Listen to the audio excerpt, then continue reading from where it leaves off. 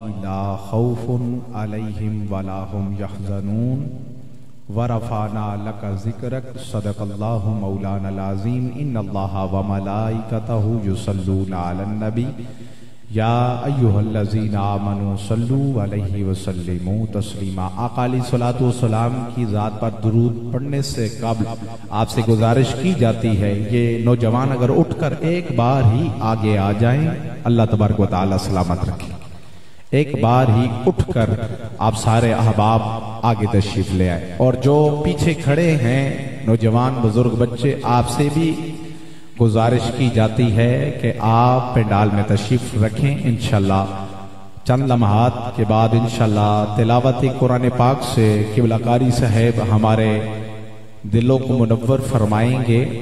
اب سارے احباب آقا علیہ الصلوۃ والسلام کی ذات پر بلند آواز سے محبت عقیدت کے ساتھ، ذوق و شوق کے ساتھ، ذکر و فکر کے ساتھ، کیف و سرور کے ساتھ یہ درود شریف پڑھیں۔ میرا ایمان ہے ہمارے آقا اس سماعت بھی فرما رہے ہیں اور ہر عاشق کو ایک ایک کر کے پہچان رہے ہیں۔ محبت کے ساتھ پڑھیں۔ الصلاۃ والسلام علیک یا سیدی یا رسول اللہ، الصلاۃ والسلام علیک یا رحمت للعالمین وعلی آلک وصحبک یا شفیع المذنبین۔ کوئی ضبط دے نہ جلال دے، مجھے صرف اتنا کمال دے، مجھے اپنی راہ پہ ڈال دے کہ زمانہ میری مثال دے، مجھے اپنی راہ پہ ڈال دے کہ زمانہ میری مثال دے۔ تیری رحمتوں کا نزول ہو، مجھے محنتوں کا صلہ ملے، مجھے مال و زر کی ہوس نہ ہو، مجھے بس تو رزق حلال دے۔ میرے ذہن میں تیری فکر ہو اے رب کائنات، میرے ذہن میں تیری فکر ہو، میری سانس میں تیرا ذکر ہو، اور تیرا خوف میری نجات ہو۔ سبھی خوف دل سے نکال دے، تیری برگاہ میں اے خدا میری روز و شب ہے یہی دعا۔ تو رحیم ہے تو کریم ہے، مجھے مشکلوں سے نکال دے۔ تو پھر مجھے یہ بھی کہنے دیجئے تو رحیم ہے تو کریم ہے، تیری ذات سب سے عظیم ہے، ہم پر بھی تیرا کرم ہو، تیرے کرم پہ ہم کو یقین ہے۔ اور بلند آواز سے میرے آقا علیہ الصلوۃ والسلام نے ایک مقام پر ارشاد فرمایا، وہ شخص ہلاک ہو جائے جس کے سامنے میرا ذکر ہو اور وہ مجھ پہ درود نہ پڑے۔ یہ میرے آقا حضور کی حدیث ہے، علماء کرام تشریف فرما ہے آپ کی موجودگی میں انشاءاللہ ایک جملہ دے کے میں انشاءاللہ تلاوت قرآن پاک کے لیے نہایتی ادب کے ساتھ قبلہ قاری صاحب کے میں حوالے کروں گا۔ ایک مرتبہ بلند آواز سے کہنا سبحان اللہ۔ اور ایک مرتبہ حضرت سفیان ثوری رحمت اللہ علیہ کعبے کا طواف کر رہے ہیں، کیا دیکھتے ہیں ایک نوجوان شخص کعبے کے چکر کاٹ رہا ہے۔ کیا دیکھتے ہیں کہ وہ نوجوان شخص کعبے کے چکر تو کاٹ رہا ہے، لیکن ہر مقام کی جو الگ الگ دعائیں ہیں وہ دعائیں نہیں پڑھ رہا، ہر مقام کی الگ الگ دعائیں نہیں پڑھ رہا، لیکن بابا جی دیکھ رہے ہیں، سن رہے ہیں کہ وہ نوجوان شخص سرکار کی ذات پر درود و سلام پڑھ رہا ہے۔ ایک ایسا مقام آتا ہے کہ اس نوجوان شخص کی بابا جی کے ساتھ حضرت سفیان ثوری رحمت اللہ علیہ آپ کے ساتھ ملاقات ہو جاتی ہے۔ آپ فرماتے ہیں اے نوجوان شخص، جب کوئی بندہ طواف کرتا ہے ہر مقام کی الگ الگ دعائیں پڑھی جاتی ہیں، لیکن میں نے دیکھا، میں نے سنا، اپنی آنکھوں سے دیکھا، اپنے کانوں سے سنا، آپ نے درود و سلام پڑھا ہے، وہ دعائیں نہیں پڑھی ہے۔ آخر کیا ماجرا ہے؟ وہ نوجوان شخص حضرت سفیان ثوری رحمت اللہ علیہ آپ کو مخاطب کر کے فرماتے ہیں بابا جی جو آپ نے سوال کیا ہے میں جواب دینے لگا ہوں۔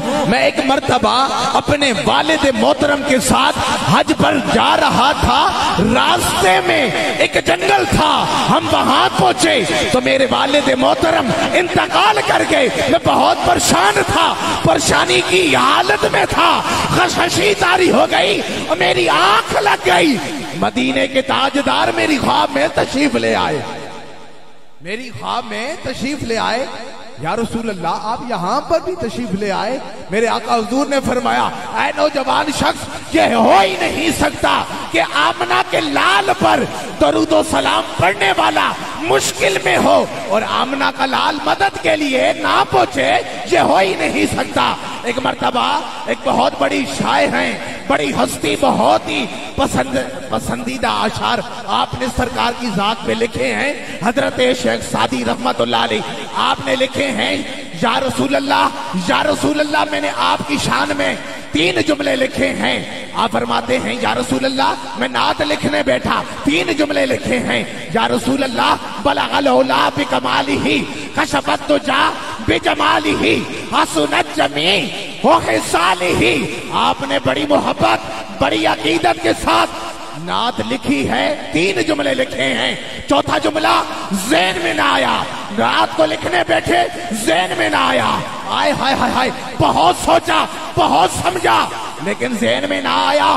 رب کعبہ کی عزت کی قسم دوبارہ لکھتے ہیں، پڑھتے ہیں بلغ العلا بکمالہ کشف الدجی بجمالہ حسنت جمیع خصالہ۔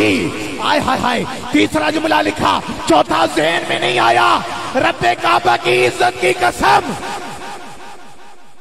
کافی وقت گزرا، آنکھ لگ گئی مدینے کے تاجدار خواب میں تشریف لے آئے۔ میں یہ بتا رہا ہوں جو سرکار کی ذات پر درود شریف پڑھتے ہیں پھر ایک نہ ایک دن سرکار آ ہی جاتے ہیں نا۔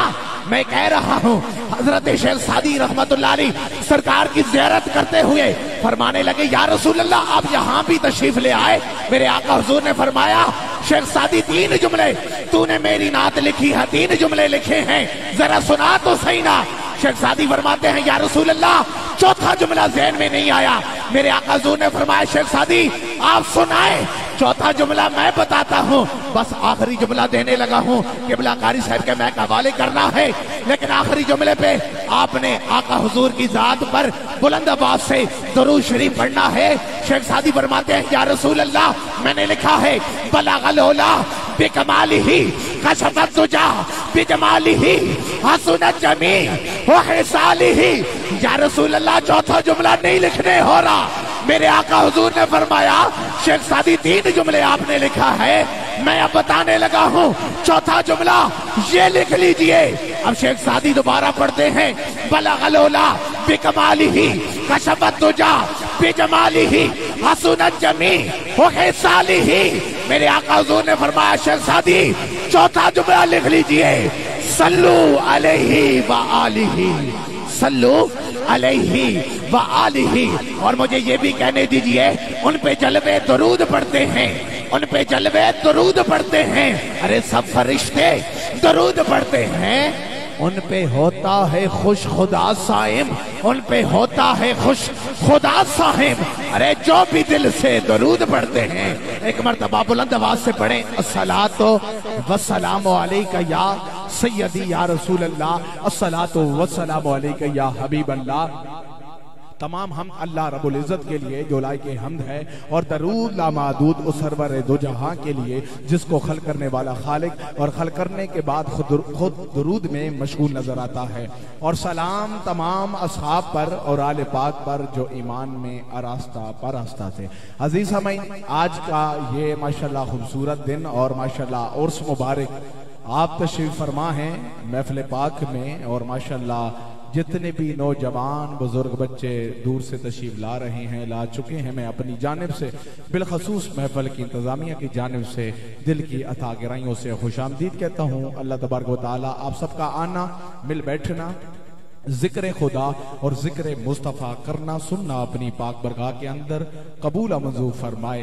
اور ماشاءاللہ آپ دیکھ رہے ہیں ہمارے سٹیج کے حسن ماشاءاللہ بنے ہوئے ہیں، اللہ تبارک و تعالیٰ نے بہت عزتوں سے نوازا ہے۔ خطیب اسلام، خطیب پاکستان، عالم نبیل، فاضل جلیل حضرت علامہ مولانا قاری احسان سیالی صاحب ماشاءاللہ میرے دائیں ہاتھ پہ آپ تشریف فرما ہیں، اور ماشاءاللہ میرے ساتھ تھی جناب محترم عظیم قاری قرآن زینت القرہ فخر القرہ استاد العلماء جناب محترم قاری صابر خان نقشبندی صاحب، آپ بھی تشریف فرما ہیں اور آپ کے ساتھ ہی ماشاءاللہ قاری قرآن تشریف فرما ہیں۔ اللہ تبارک و تعالیٰ سے دعا ہے اللہ تبارک و تعالیٰ آپ سب کا آنا، مل بیٹھنا، ذکر خدا اور ذکر مصطفیٰ کرنا سننا اپنی پاک برگاہ کے اندر قبول منظور فرمائے۔